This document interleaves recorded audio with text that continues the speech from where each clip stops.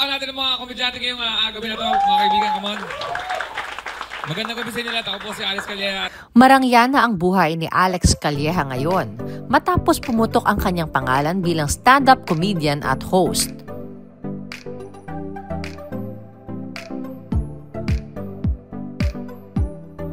Monitor mo nga yung lumpiang Shanghai. Paubos na lumpiang Shanghai. Ang Pinoy, pag nasa buffet, titignan yung last batch na yun. Tagasulat ng script ni na Vice Ganda at ng Umagang Kiganda bago siya napunta sa harap ng kamera. Pero saan nga ba nagsimula ang kanyang pagpapatawa? Sige ko lang diniscuss ko dahil may balat to. Naging may inferiority complex ako in terms of appearance. Pero kailangan ko mag-compensate. So ang ginawa ko, baboka ako sa mga babae. At eksklusibo niyang pinakita sa atin ang bagay na nagbigay raw sa kanya ng blessing mula ng tanganan na ito. Tapos may sugal ako, medyo backlog ako ng ilang milyon. Mukhang totoo siya. Come with me, put your hands together, ta-da, let's be happy. You will see tomorrow's brighter, ta-da, let's be happy. Pilipino tayo, kaya lumalaban tayong nakangiti.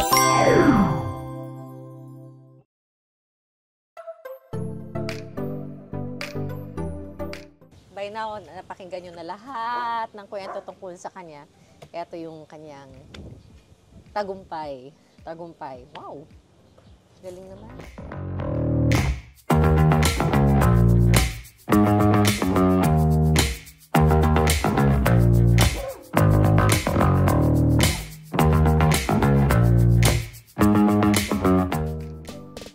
Ito na yung naging area ko. Pero nagsimula lang yan ng unti-unti. Compare. Living in a container van at ngayon, na ganito, may studio, may ganyan. Hindi, sa totoo lang wala pa kasi akong comparison sa buhay ko noon. Meaning, ba't ako, hindi ko ramdam kung anong ibig sabihin ng, di ba? Kasi pag ito, may ano na ako, di ba? Meron ka ng konting naipon, malalaman mo na hindi pala maganda yung buhay ng container. Pero nung buhay sa container, okay ako doon, wala naman akong comparison eh. Ngayon, pag pinakompare ko, siyempre itong buhay na to. Pero, may kakaiba rin siyang challenge na masaya ako na experience ko kasi nga kung walang experience yan, wala naman akong comedy. Ang sarap nga magsulat kapag may hugot ka eh. Oo. Kaya, loaded niya, no? So, ayun, lumalabas yun sa mga pagkakataon na halimbawa, kailangan ko ng comedy. So, sincere. Doon nagkakaroon ng justification. Ba't ayaw mong ninanakaw yung joke? Kasi ang joke mo is personal eh. Okay lang sana yung mga internet joke. Nagnakaw pa lang ng joke? Oo, di ba sinabi? Sinabi na. Kaya pagka nagsasabing nagnakaw ng joke, personal sa inyo kasi foul yun. Yun. Paano kung pareho naman kayo ng experience? Diba? Malabo. Malabo maging... kaya nga sila nakaka-connect sa'yo dahil medyo... 10 kayo magkakapatid, bunso ako, biktima ako ng pinagmamang mga damit. Lahat kayo. Lahat tayo gano'n, may gano'n Hindi naman siguro, pero yun. Yung mga personal yun, dapat talagang original dapat yun. Pero yung the rest, yan, pwede kayo magkapare-pareho dahil pare-pareho naman tayo experience. Yun ang huwag ka lang gagamit ng word na nakaw. Alam mo, walang budget pag kayong kumuha ka ng 3 chicken, tapos malayo ka na sa buffet table, may humahabol na waiter. Sir, 1 piece lang po per guest. Yun, lumabas yung tamang panahon. Nag-word of mouth. Siguro nakita number 2. Sino number 2 na to? Pinanood, buti na lang maganda yung produkto. Hanggang nag-number 1. Hanggang lumabas yung issue sa car wash. Sa car wash na, yung joke na car wash na ginaya ko raw. Na kung tutusin, parang titignan mo ngayon, parang bad publicity kasi pinagbintangang nagnakaw ako. Nung inayos ko siya, nakatulong siya para ma-prolong palalo yung interest ng tao. Now I'm looking at it as in a good way. At marami nagkakalat ngayon na balit na chismis na pakulo lang ni Alex yan. Pagkakilala yan, kasi yung si Chito. Hindi ko po siya kilala. Isa yun sa, ngayon ina-acknowledge ko na nagpa-ingay din walang plano ko yun. Dahil pa noon ng press con. Kasi dahil dun sa issue na yun, na-justify naman namin. And it's a close case naman. Nag-apologize na yung tao. No? Pero marami nagbibintang, ang ganda nun ha. Ang ganda ng plano mong pakulo mo na, kunyari, ganyan na may kakilala mo naman, hindi po talaga. So maraming mga nangyari doon na lahat talaga pointing to the positive direction. Ang lumpiang Shanghai, talagang pag kahit nakakain ka na mainit, talagang pag napasok ka, talaga ilalaban mo siya eh. Talagang, labanan talaga. Ba't nawala balat mo? Nibus of Ota, nalaman ko lang nung properly nagpa-check up na ako. Kasi dati nung mga tabi-tabi ko lang pinapa-check up, melasma, birthmark, pero dahil sa stand-up comedy rin. Nga mukha mo eh. Yung Ota is an island sa Japan na doon nag-originate to. It's a pigmentation. Sabi niya, lumalabas to pagka naging binata ka na. So lumabas nga talaga to 14 years old. And it added to my comedy. Bakit? Dahil meron akong balat. Naging may inferiority complex ako in terms of appearance. Pero kailangan ko mag-compensate. So ang ginawa ko, maboka ako sa mga babae. At kailangan babae. O siyempre, kailangan mapakwento ako. Tapos, Ba't sa babae? siyempre doon ka nanliligaw, nagpapaligaw ko. So kailangan parang hindi niya papansin, kailangan ma-develop ko yung iba. So naging ako, parang madaldal, life of the party, puro joker, dahil dito. So may inferiority complex. Oo, kaya parang kung halimbawa PWD, pagka bulag, nag-compensate yung hearing. 'Di ba? Yung magagaling magmasahe kasi dinidevelop nila yung iba, yung ibang aspeto ng katawan nila. Ako naman, ang dinevelop ko yung pambobola ng hindi tinatawag ko lang pambobola pero imbis na ginagawa ko ngayon, ako ngayon yung bangka para funny si Alex. Hindi na siya physical. Hindi ako nagpaka-negatibo na parang may barat tutuso nga sa akin si Scarface. Oo, sinasabi ko panlaban ko, hindi ako Philam ako. Philam. Freckles to. Oh, di ba? So, sabi niya ba dyan, isang side lang, Filipino, American. Kasi freckles yun eh. Naabutan ko pa yun. Nakatatanda ko pa si Vice Ganda, sabi ni Vice Ganda sa akin, ayos ba't mo pinatanggal yan? Sabi niya, baka swerte ko raw yun. Sabi ko, ikaw Vice, pag meron kang ganito, anong gagawin mo? Papatanggal ko yan. Sige, dipuntahan natin yung insecurity ko. Yung pala ang nagpalabas ng ng talento mo. Yun lang ang insecurity mo sa buhay? Hindi. Ang una, nung nagbibinata ka, siyempre, dahil sa sitwasyon ako, mayayaman yung mga classmate ko. Kung naramdaman ko na wala akong kakayahan. So, insecure din ako in terms of, mga damit, kasi nga, wala kaming mga bagong damit, bagong laruan. So, ang ginawa ko talaga, para lagi nila ako isasama. Kailangan I have to bring something sa table. Kung yung isa may kotse, yung isa may pera, yung isa may looks, ang dala-dala ko, kwento. Galing ka sa hirap. Pero sa mga kwento mo, parang hindi mahirap yung mahirap. Oo, kasi ganito yan, nung pinanganak ako, yung yaman namin as pamilya, kwento na lang. Dati. Tapos naranasan ko yung konting yaman. Kasi for a while, nag-a-abroad yung mga kapatid ko. Yumaman kami siguro 4 na taon, 5 taon, tapos bumalik na naman yung sugal. Nagsusugal kasi yung mga pamilya ko. Yun ang grabe sa amin. So yung hirap ko, hindi ko masyadong dinibdib kasi self-inflicted ang hirap namin. Medyo hindi ako masyadong nagdamdam kasi meron kami opportunity para yumaman eh. Kaya lang self-inflicted poverty ginawa namin. Imbis may pera, sinugal, inutang.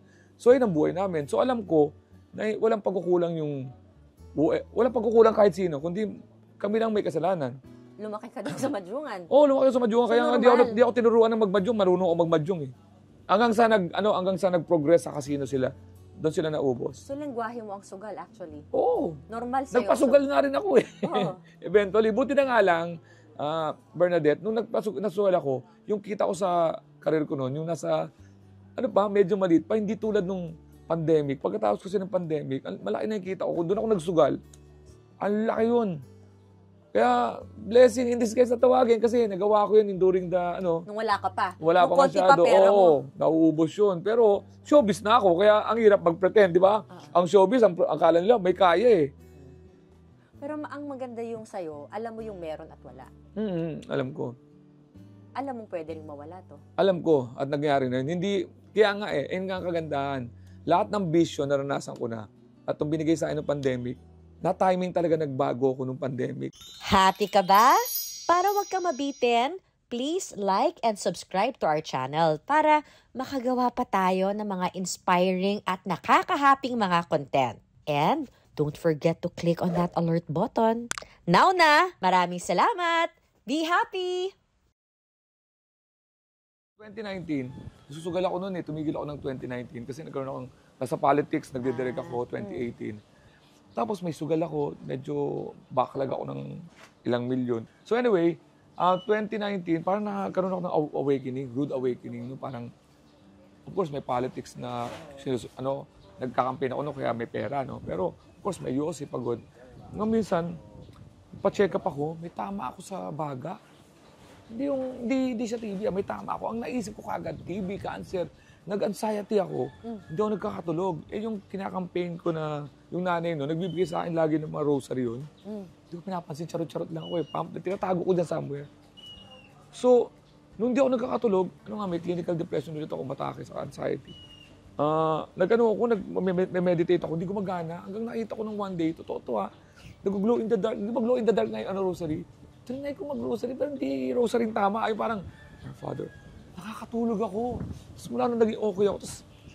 So 2019 yun. Pagkatapos nun, nag-viral video ko sa isang show. Tapos nagkaroon ako ng post na nag-viral. Basta lahat ng ginawa ko. Pero hindi ako formal na religious. Ang ginagawa ko lang sa pampatulog. Pampatulog. Para lang nag-work So nakakatulog ako.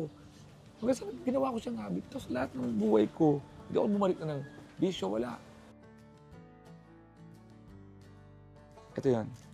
And you glow in the dark. Yes. Wow. Tapos ito naman yung isa na pagka magta-travel ako, dala ko yan. Lagi kong sa dala pag nagta-travel ako. Yan dalawa niya magka-partner. Yung rosaryo moment mo ang mababalikan ko ngayon. Pag nagdadasal ka. Di ba may joke ako doon sa tamang panahon, yung pag nagpe-pray kay God, kumakatok sa pinto ng office na God yung angel. God may nag-pray. Ginawa ko yun because of that inspiration na nag-pray. Pero pag nagdadasal ako ngayon, nagsasorry ako kay God kasi nung unang nagdasal ako, I was just doing that for myself para lang makatulog. Hindi ko alam kung, parang tinatrato ko siyang tao na tumatawag ako sa kanya. Akala niya tumatawag ako dahil gusto ko siya makausap. Hindi niya alam na kaya ako tumatawag sa kanya kasi nakakatulog ako sa boses niya. Ngayon sinasabi ko ngayon, pag nagdarasal ako, nagpapasalamat talaga ako. Ang ginagawa ko talaga is to thank him, and then thank you sa lahat ng mga blessings. Naging talaga ako, gugulat nga sa asawa ko dahil religious yung family nila, pero hindi, nung nagro-rosary kami dahil sa bahay nila, talagang galit na galit ako dahil basketball na, ano ba yan? Ngayon ako pa nagsasabi na, huwag ka matulog, mag-pray tayo. Kasi kung nagugulat siya, sabi na tuloy, may ginagawa ka bang kalokohan? Ganun ng babae. Nagpapakita ka ng kabutihan, pag bibintangan ka pa, ba't tayo mag-pray? Nakukonsensya ka na ba sa ginagawa mo sa akin? Hindi! Sabi ko magdasal tayo dahil maganda yan natin. Hindi ako nagsasabi na, I'm religious, use the rosary.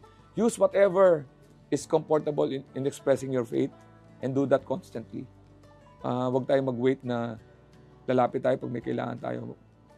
Yun, magpasalamat din tayo. Siguro kakapasalamat ko sa kanya. Sabi niya, okay ito bigyan nga natin ito ng mga gandang blessings kasi di ba? Yung unang tawag ko siguro, kaya niya ako inasikaso si God. Kasi hindi talaga ako, di ba, nag-yosi-yosi nga ako, may bisyo nga ako, wala talaga akong simba-simba, gano'n. Nung nakita niya, huy, sandali, si Alex Calilla, bagong customer to Yung mga angel, asikasuhin niyo to i-prioritize niyo natin, bigay niyo yung gusto para hindi umalis yan. Hindi ko alam kung anong paggagamitan niyo ng impormasyon na to, pero mukhang totoo siya. May question ako. Lagi nakatawa. Lagi nagpapasaya. Umiyak ka rin ba? Oo, pagka, talaga ako. Sensitive ako. Kailan ka last umiyak? Kahapon lang. Bakit? I-interview ako kasi nga, isa sa mga karanasan ko, yung Pansit Canton. Pag naalala ko yung Pansit Canton, yun nga yung turning point ng buhay ko nung may Pansit Canton sa amin. Hindi ako maka-order dun sa may. Ang sarap kasi ng Pansit Canton. Masos. Pag kumakain ako doon, talagang kailangan ko mag-ipon 2 linggo bago ako makakain ng 15 pesos. Yun, umiyak ako nung namatay yung tatay ko. Umiyak ako dahil nalaman ko namatay pala siya na mag-isa sa ospital.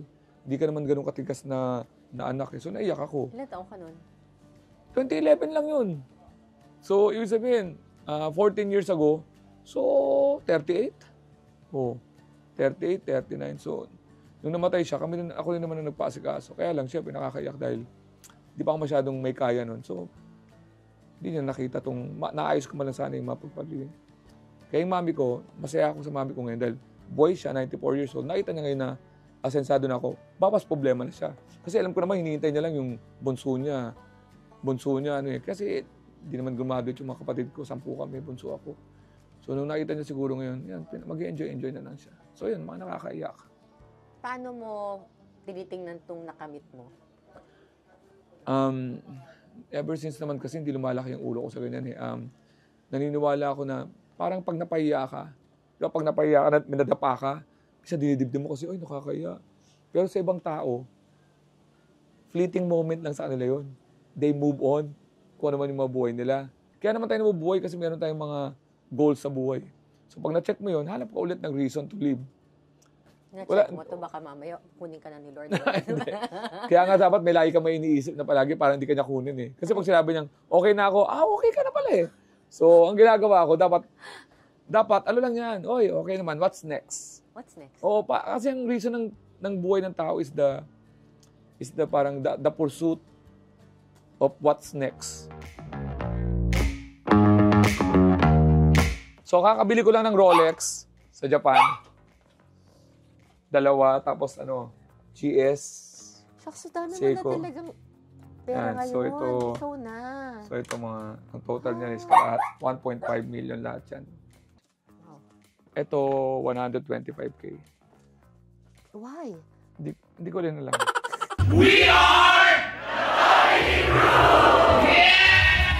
Si Grisunyo, isa siyang banker. Tapos stand-up comedian siya.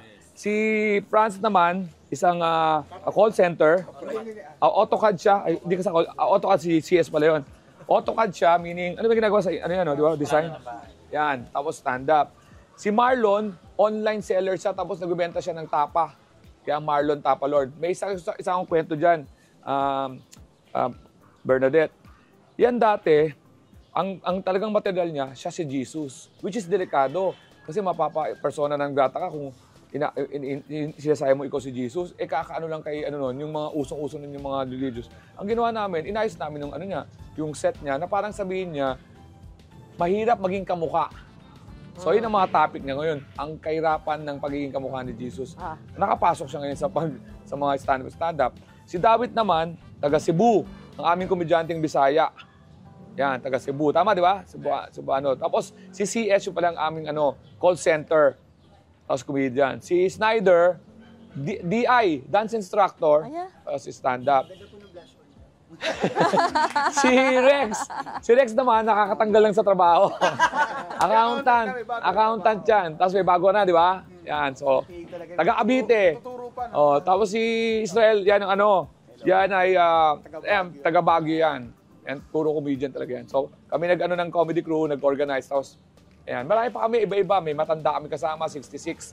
Hindi lang nakarating ngayon kasi naligaw ata. Hi, ako po si Schneider at isa po akong dance instructor. At ang ginagawa ko na lang sa buhay ay comedy at dancing passion na lang. Dahil hindi ko kaya isabay ang day job. Sinubukan ko yung dati. Sa gabi, dancer ako. Sa umaga, teller ako sa bangko. Pero tinanggal nila ako sa bangko. Kasi every time daw na nagbibilang ako ng pera, lagi daw nagsisimula sa 5, 6, 7, 8. Okay na yan! Okay na yan! Huwag mo sunugin! Huwag mo sunugin! Tama na! What's next? Another Netflix. Pag hindi, okay na ako. Kasi, and to help the comedians. Ang next ko, to travel abroad with comedians. Kasi nakapag-travel ako Ang next ko is, ang hirap kasi pag umuwi sa Pilipinas, tapos ikukwento yung mag-isa ka na nagpunta sa ibang bansa, tapos ikukwento mo sa mga kaibigan mo, mga comedians din na, guys, ang ganda. Ngayon, nasasama ko na sila since last year, Australia, Dubai, Singapore. Ngayon, to continue with other countries naman, America, Canada.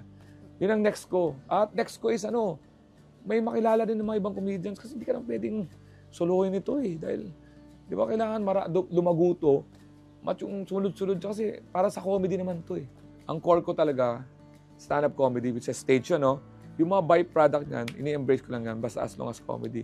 Kung alimbawa, kinuha ko sa sitcom o sa byproduct pa rin yan ng stand-up. So, hindi siya dahil ganito yung status ko on-cam. Nasusulat pa rin ako. Ayokong bitawan pareho kasi it keeps me grounded. Pag naging writer ka, servant ka nung pinagsusulatan mo eh. Sinong mga tumaya sa'yo sa buhay mo na gusto mong pasalamatan? Ate Iris ko, nagparal sa akin sa college. Ate Bonggay ko, taga Davao siya nagpapadala siya sa akin. Yung mga kuya kong tinaran ko sa Malabon nung lumabi ako ng high school, pinakapanganay yon.